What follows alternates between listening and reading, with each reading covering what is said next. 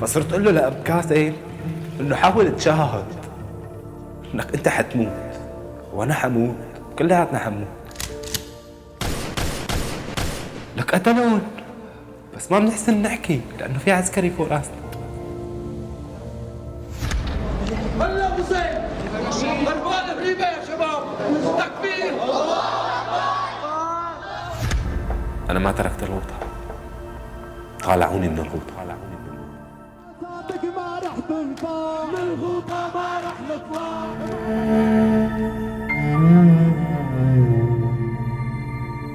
اجى السجان، فلان لفلان حاضر، فلان لفلان حاضر. طلعنا 5، انا وائل سراقبي، فواز بدران، محمد الخطيب، وغسان بلور. فاجا ضابط اسمه معن، قال لي لك انا ملك الموت، او لا ما ملك الموت، لك انا الله، انا بعيشكم وبميتكم، انا هلا حاخذكم، اذا عجبني بتعيشوا، ما عجبني بتموتوا.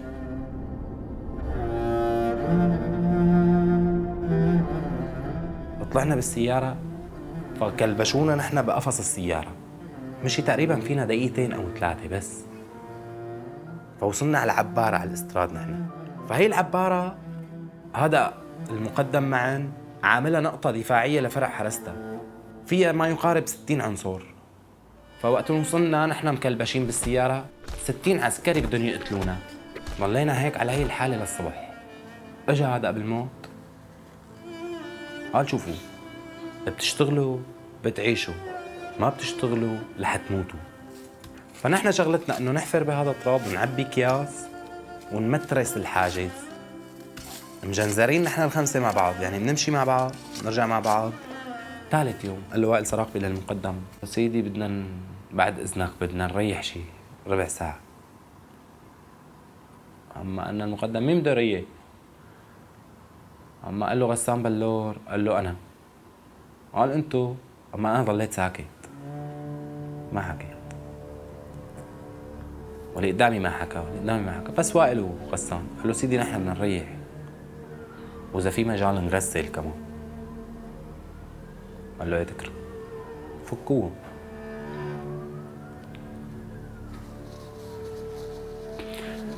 فكوا وائل، فكوا غسان، ونحن المقدم قلعنا اروح لاخر العبارة، غسان ووائل. وقف المقدم قال له تعبان بدك ترتاح؟ قال له ايه. اما قال له العسكري ريحه. فالعسكري قوصه لغسان بلور بايده. انا شفته ما معقول. اما اجى عسكري تاني قال له سيدي انا بدي قوص كمان. قال له قوص هدلاك برجله. قوصه لوائل برجله، اما عاد وائل قال له قوم، قال له ما عاد تقوم. اجى عسكري قال له انا بدي قوص كمان، قوص. كل واحد من الشباب اكل شيء 5 6 فشكة. بعدين اخذ المقدم باردة ورشهم للاثنين.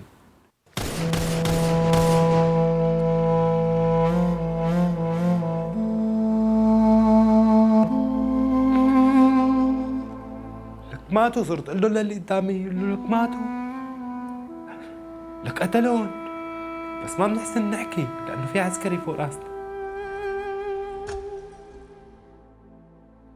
للمغربيات نادالنا. اجينا قال احفروا قبر. هون ما شايفينهم، غطوهم بشادر، جابوا شادر غطوهم فيه للاثنين. حفرنا قبر، وصلنا بنصه تقريبا للقبر، فطلع صخرة ما عاد يغمى. فهو مل.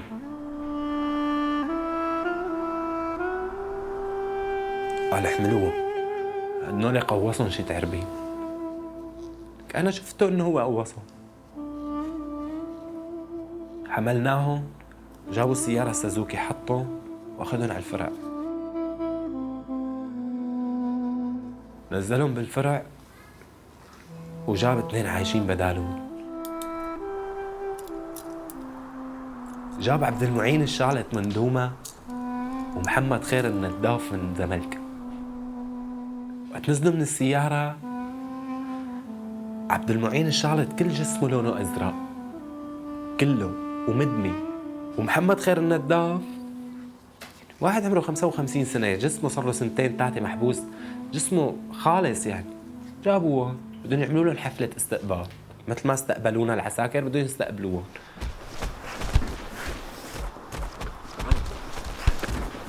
فكانت طريقة الاستقبال أبشع من تبعنا. قتلوهم وزحفوهم وكبل وبورية وشنتيانة وكذا. فصار المقدم يقول لهم مين ربك؟ عبد المعين الشالت يأشر بإصبعته يقول له الله. فيقول له يقتلون ويقول له قول بشار لفلتك، قول ربي بشار بفلتك. أنا حفلة الاستقبال تبعي أنا قلت له ربي بشار، أنا والخمسة.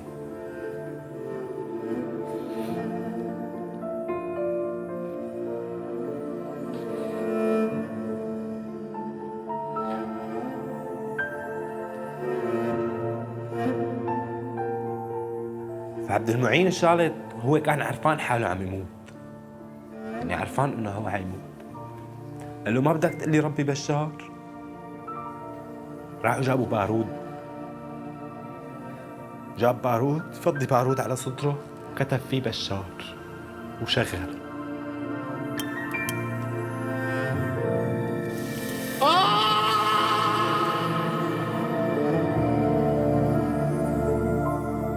واحترق، ما اشتفى قلبهم.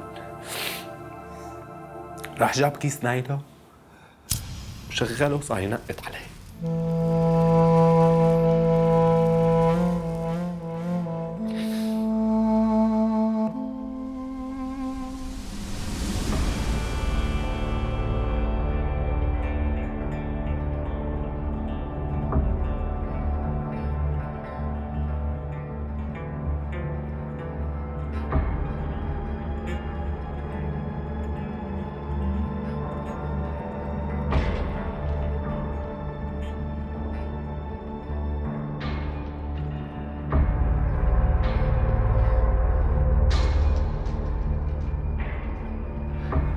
وأنا عم شوف،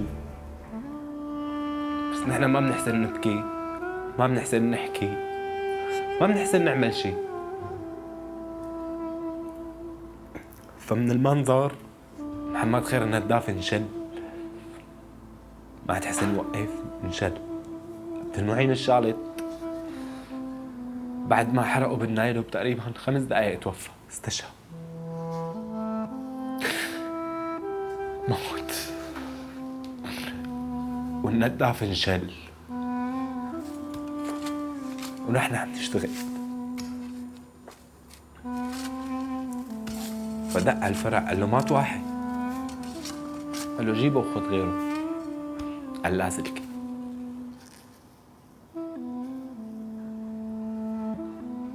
نادالنا، حملنا عبد المعين الشالت، حطيناه بالسيارة ودع على الفرع، وجاب بداله واحد اسمه لؤي بلور من كفر بطنه. ومحمد خير النداف انشل ما عاد يمشي يعني. اخذوه ربطوه قدام غرفة العساكر، ربطوه من رقبته،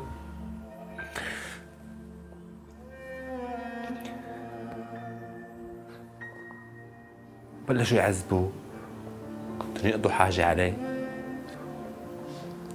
يقولوا له عوي يعوي، بدهم يكبوا زبالة عليه.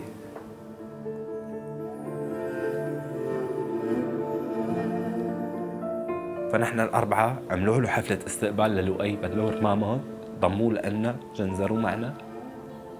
نحن الأربعة بنشتغل.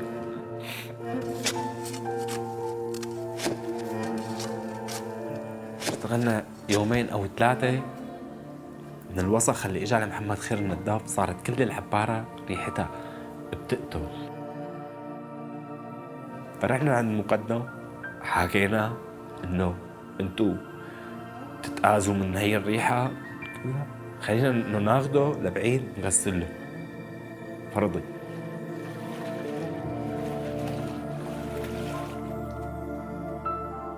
فانا هون عرفت انه كلياتنا حنموت وكلياتنا حننعدم، وعلى الفرع مستحيل يرجعنا، لانه اذا رجعنا على الفرع رح نحكي انه قوصوا فلان وقوصوا فلان وكذا.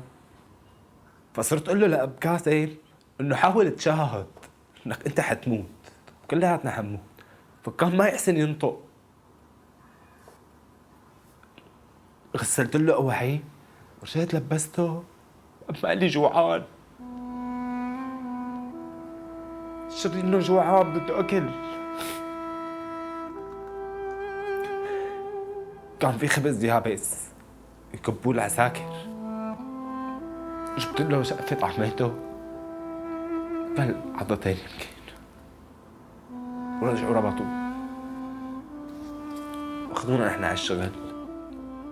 اخذونا على الشغل كان جاي رقيب متطوع، هذا غير اواعي وكذا وطلع. جابنا نحن الاربعه وقفنا، فصار يسال كل واحد انه انتم شو كنتوا تقولوا بالمظاهره؟ فانا سالني انه بدنا حريه. سال الثاني قال له كنت امشي ورا المظاهره ما احكي شيء. لو وصل الدور لعند محمد الخطيب قال له كنا نقول يلعن روحك يا حافظ وفز. جاب كبل وقال له للعسكري قال له روح لعند المقدم جيب لي مفاتيح الجنزير. فكوا محمد الخطيب. أب قاسم النداف محمد خير النداف مربوط مع جنب بنص العبارة، ونحن الأربعة مع بعض. وقت فكوا محمد الخطيب صرنا نحن 3، محمد الخطيب لحاله. قال له من هلأ لحتى تموت أنا رح أضل عم أقتلك. وجابوا بجنزيره ربطوا دولاب تبع تركس، دولاب كبير كتير تبع تركس تبع جراف. ربطوا وين ما بده يمشي محمد الخطيب لازم يحمل الدولاب وبيحمل كيس تراب مشان يودي بيشتغل. طبعا زائد قتل. ثاني يوم قال له للنداف قال له عوي، ما حسن يعوي، فقال لهم خذوه. وطلب محمد الخطيب كان واقف معنا. وقت طلبوا واخذوا النداف عرفنا نحن انه حيفرموا حيعدموا. فمحمد الخطيب ما عاد عرف شو بده يقلنا. بده يقلنا وصلوا خبر لاهلي ولاولادي، عنده 3 بنات صغار، مصيرنا من مصيره. ما عاد عرف.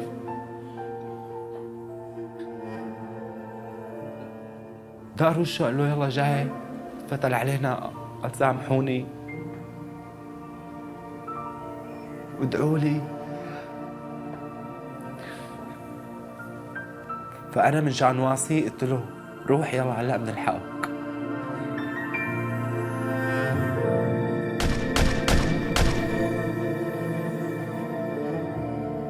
جينا حملناهم حطيتهم بالسيارة نفس الحالة، وراح وداهم على الفرع وجاب بدالهم 2، رجع عددنا 5.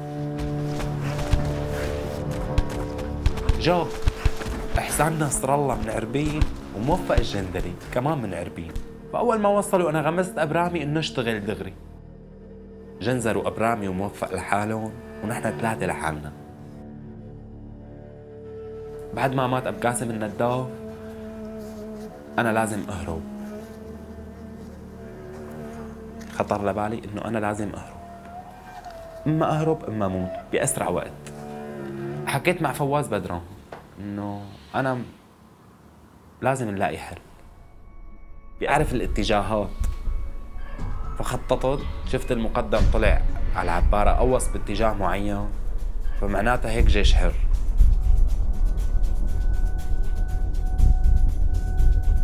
اجتني فكرة انه انا لازم اهرب بليلة القدر، يوم 26 رمضان. طلع علينا الحرس الساعة 12. انا هون خبرت الشباب طبعا انه رح نهرب. بهي الاثناء انا كنت فاكك جنزيري عنه، لانه اذا واحد منهم عارض انا رح انطلق. نحن بهذا الخندق عم نحفر، فواز عمل هيك رجله، اما ما سحب رجلي معه، اما عرف انه انا كسرت الجنزير.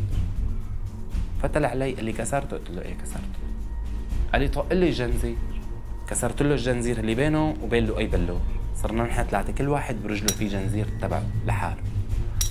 اما قطعتهم انا، طبعا هذا الحكي ضمن الخندق، قطعتهم لعند ابرامي قلت له نحن هيك الخطة يعني كذا. فكسرت الجنزير لابرامي رديت ولما وفق الجندلة وشرحت لهم على الخطة. حتى في دوار زفت، يعني إذا نزلنا من المحلق في دوار زفت هيك نزدك على عربين على العبارة، إنه بس نركض إذا حدا تصاوب قبل هذا الزفت لا حدا يوقفين. يعني كان هدفي أنا بالنهاية إنه يوصل واحد منا. الرقيب اللي إجا الساعة 12 استلم نوبته، قعد على السطل وحط باروته على رجليه وطالع جواله. يعني للحظة دق قلبي إنه أنا لازم أوقف، تراجع عن الفكرة. وبنفس هاي اللحظة اللي دق قلبي فيها قلت لهم لازم نطلع، يعني طلقوا. فالشباب ركضت. أول خطوة لهم، الثانية أنا تحركت. كتل عليه خطوتين وما عاد جمع العسكري بهي اللحظة ولحقت الشباب. المحرس اللي ورانا فتح نار. الدشمة الثانية كمان فيها عسكرية كمان فتحت نار.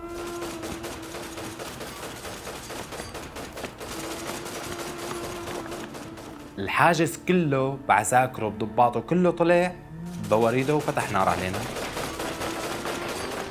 فالجيش الحر بالطرف الثاني شو فكر انه النظام فايت عليه بكثافة نارية. فكل شي نقاط جيش حر صارت تقوس كمان. انا التفتت هيك حوالي ما في غير لؤي بلور. قطعنا على اول ارض عربين، اول شجرة قاعد ابرامي، وطلع من عند الغرفة ورا حيط الغرفة شابين 3. فاتفقنا، قلت لهم انتوا قعدوا بكعب الرمانة وانا رح اعرف عن حالي. حملت حجر بايدي منشان اذا قربوا علي وطلعوا نظام بدهم ياخذوني اضرب حدا مشان الثاني يقوصني. انا هيك عم خطط. فقربت انا خطوتين زحف لقدام ورفعت ايدي وقلت له لا تقوص. فقال لي مين انت وشو عم تساوي هون؟ قلت له طول بالك، هدي حالك، بس لا تقوص. انا هربان من السجن ومعي جنزير، تعال اسرني، ليش عم تقوص علي؟ فقال له واحد للثاني، قال له تواصل مع الحجي معناتها سوار. فابرامي كانه عرف حدا منهم او كذا، فلا شعوريا ابرامي ركض عليهم انه بيحكوا عربيني وعبطهم. انا هون صرت زعوت وكبر وركضت على واحد عبطه، قلت له من شان الله طالعنا من هون. قلت له معي 2 لسه يمكن مصاوبين، بتحسنوا تجيبوهم؟ النقطة اللي نحن فيها في على يميننا نقطة كمان سوار، طالع منا فواز بدران، بس ما عرف يعرف عن حاله قدامهم. اما كمشوا عم يقتلوه. وصلنا نحن، اما قلت له لك هي فواز، شفته انا عم يقتلوه. طالعونا وصلنا على مقرهم في سيارات، حملونا بالسيارات واخذونا على الطبية لانه نحن كلياتنا دم. وصلنا على الطبية تبع عربين، ما عدت صرت زعوت، اي حدا يقرب علي زعوت. بعدوا عني، هيك كان حالتي يعني، بعدوا عني لحتى اجا ختيار هيك شايب كبير بالعمر، هداني قال لي طول بالك وكذا وانت بامان. فانا ما حسيت بالامان لحتى قال لي شو بدك؟ قلت له اعطيني باروده.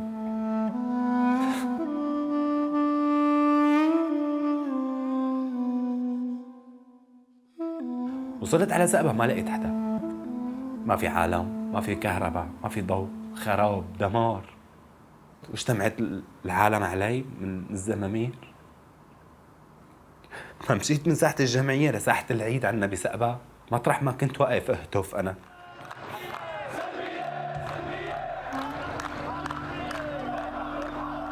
صليت ورديت سألت العالم اللي عم يتفرج علي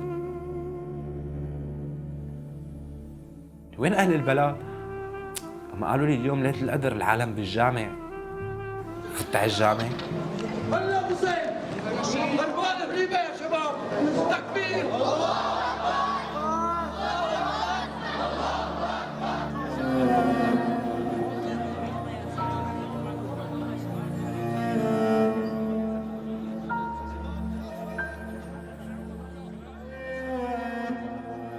فوقت طلعت كنت ناوي اخذ بتارهم كل يوم. انا كان هدفي انه ما لازم اقعد انا بالبلد. كان هدفي انه في 400 معتقل غيرنا محكومين اعدام. كان هدفي انه لازم اعمل اي شيء. بال 2013 كانت رزان عندها مركز توثيق بدوما. فبدوما القصة انتشرت. أنا سألت علينا لو وصلت. وقت وصلت أنا كانت أول مرة بشوفها لرزان زيتون. فسلمت علينا ودردشت هيك معي شوي، سألتني، عرفتني عن شغلها. فوقت عرفتني على شغلها معناتها أنا هاد طلبي. فتبنت الموضوع رزان وعملت عنا تقرير وحاربت لتوصل رسالتنا. وبعرف أنا إنه كانت تضايق، كان في حدا يضايقها، كان الوضع بالغوطة سيء. يعني بعد فترة قالوا إنه ما عاد بينت، كانت هي صوت المظلوم. فوقت تغيبت رزان ما حدا حسن يغطي فراغها.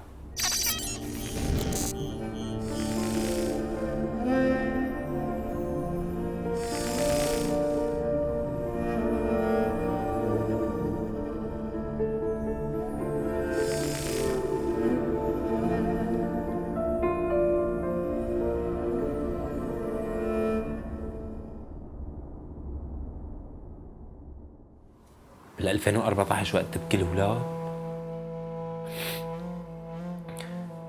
من الجوع ما حدا حاسن يعمل شيء.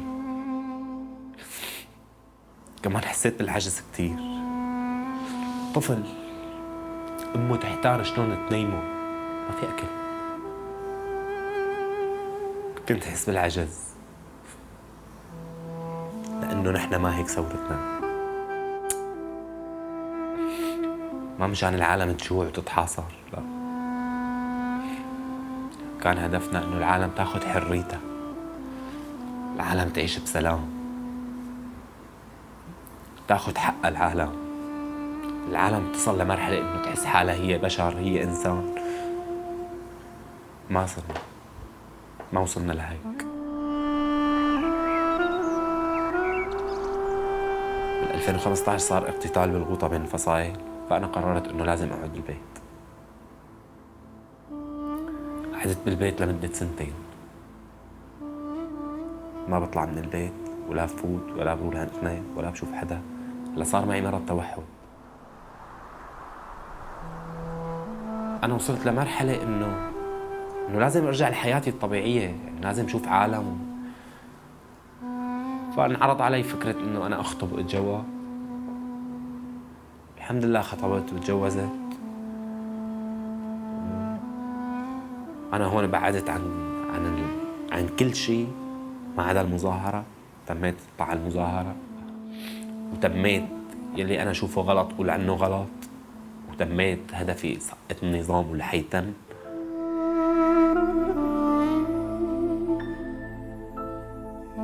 لقيت شغل يعني بحبه أنا، شغل بالبساتين مثل الفلاحة يعني.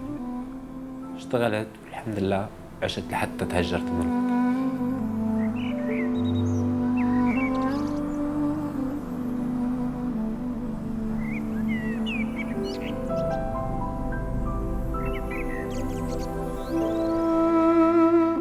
وقت حملة حلب كتبت غنية بعصاتك ما رح تنفع،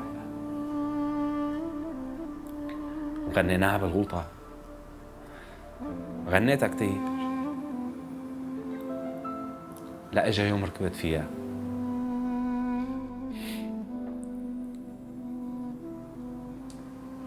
بس ما بإيدي.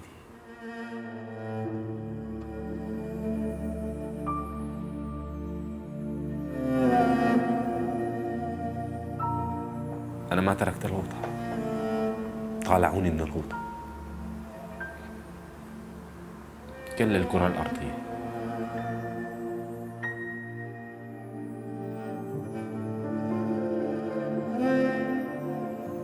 تركت حالي بالغوطة. تركت مساجين وهربت ايه، بس ما تركت الغوطة. لساتني بالغوطة، روحي بالغوطة، وحالي بالغوطة، كلي بالغوطة. أنا بس جثة هون.